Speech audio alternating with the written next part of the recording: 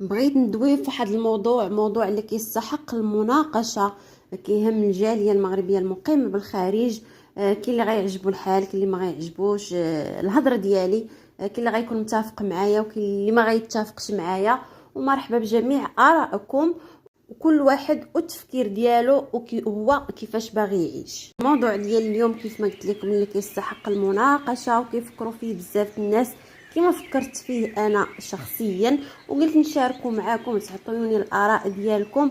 وكل واحد كيفاش غادي هاد الفكره غادي تراودو، كاين اللي غتعجبو كاين اللي ما غاديش تعجبو، والاراء تختلف. هذا القرار بالنسبه ليا هو قرار الرجوع الى المغرب، وهذا القرار راه قرار صعيب وحتى حاجه ما سهله، ولكن التشبت بالاصل والدين اهم من اي حاجه اخرى. لان حنا راس مالنا والاستثمار في هذه الحياه هما وليداتنا. يعني نقطة بالنسبة لي أنا، خاصني نفكر لوليداتي، خاصني نفكر المستقبل ديالهم كيفاش يعيشوا، علاش يترباو، العادات والتقاليد والدين ديالنا. يعني ما نبقاوش عايشين هكاك تابعين الفلوس وما عرفناش شنو المصير ديالنا.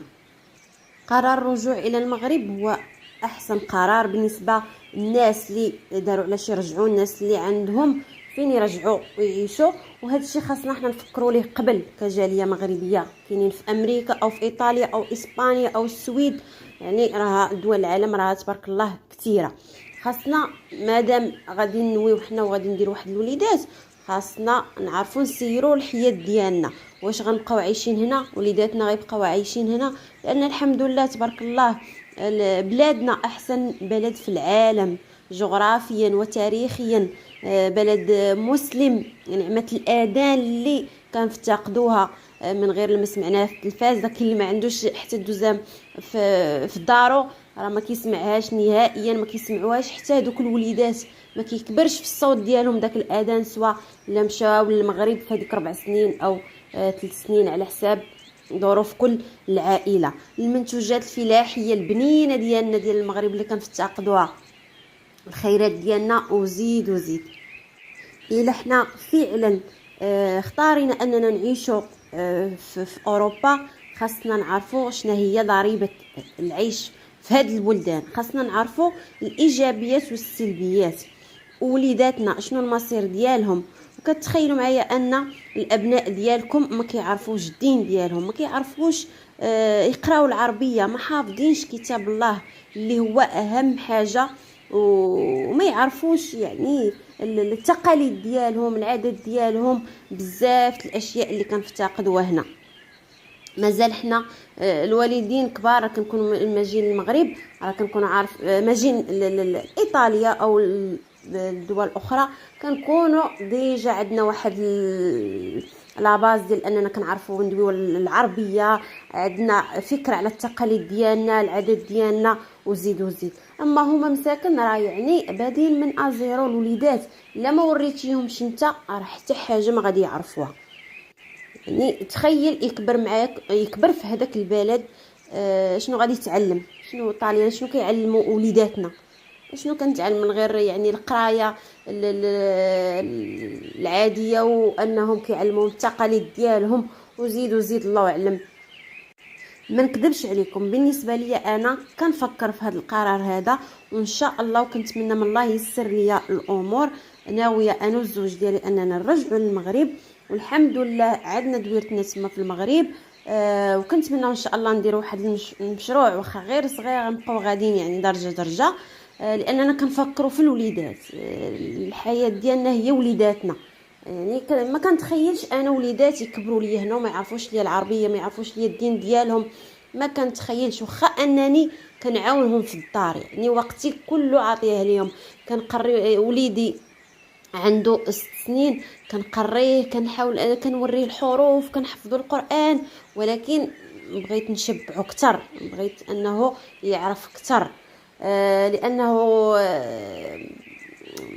صعيب بالنسبه لي انا وولدي، لان كنشوف الوليدات في المدرسه، كنشوف الوليدات في البارك، يعني كاينين بعض الاصدقاء وبعض العائلات اللي وليداتهم ما كيعرفوش حتى العربيه ينطقوها، يعني غير الايطاليه او في بعض الدول الاخرى بعض اللغات، يعني كيدويو غير اللغات اللي هما ساكنين فيهم، العربيه والو. فكيفاش كتخيلوا معايا هذا الولد هذا كيفاش غادي يكبر، شنو الحياه ديالو؟ يعني صافي بقى في هذيك البلاد لانه كيعرف غير هذيك اللغه، كيعرف غير هذيك التقاليد، يعني وليدك ضاع صافي مشى منك. احنا بغينا يعني التشبث بالاصل والدين هو اهم حاجه. يعني احنا مسؤولين على وليداتنا.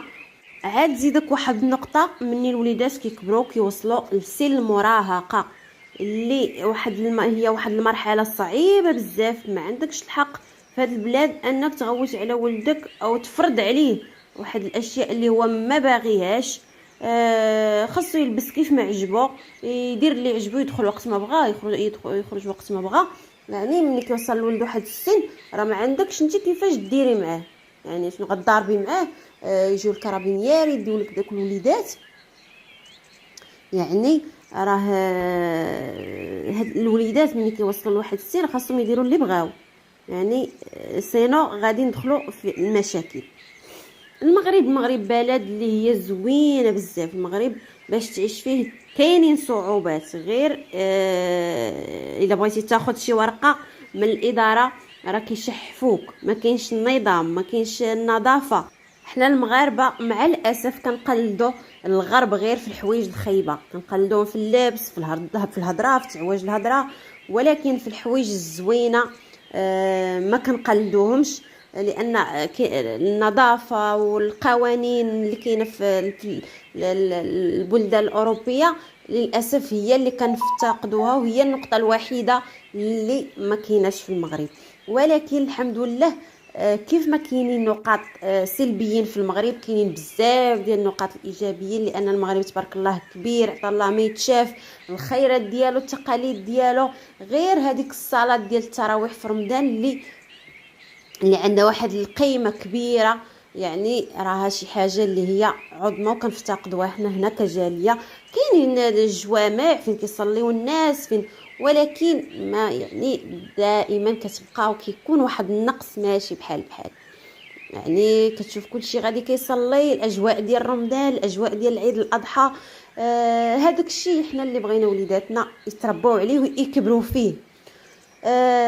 الوليدات ملي كيمشيو للمغرب في الاول بدا ما غادي يلقاو صعوبه، لانني انا كنعرف تجربه، انا مشات للمغرب واختبرت منه واكتشفت شي حوايج اللي رغم ذلك انهم تجاوزوا كل الصعوبات، والحمد لله انهم كيعيشوا مزيان.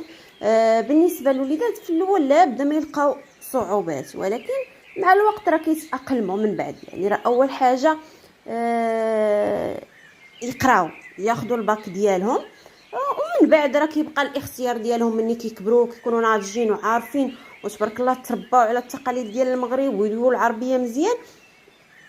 راه ديك الساعه كيبقى لهم الاختيار، والواحد كتكون عنده الجنسيه بغى يرجع يشوف البلد اللي كان فيه، بغى يخدم.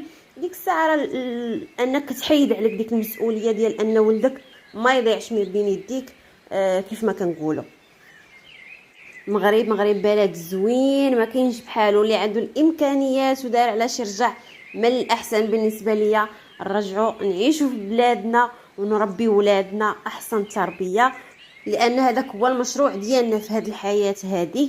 والغربه ما فيهاش الثقه وما فيهاش الحياه بصفه عامه، رغم انها كتوفر لك الصحه، كتوفر لك العيش، كتوفر لك بزاف د الحوايج، ولكن كتضيعك من واحد جهه اخرى اللي هي البلد ديالك والتقاليد ديالك والدين ديالك.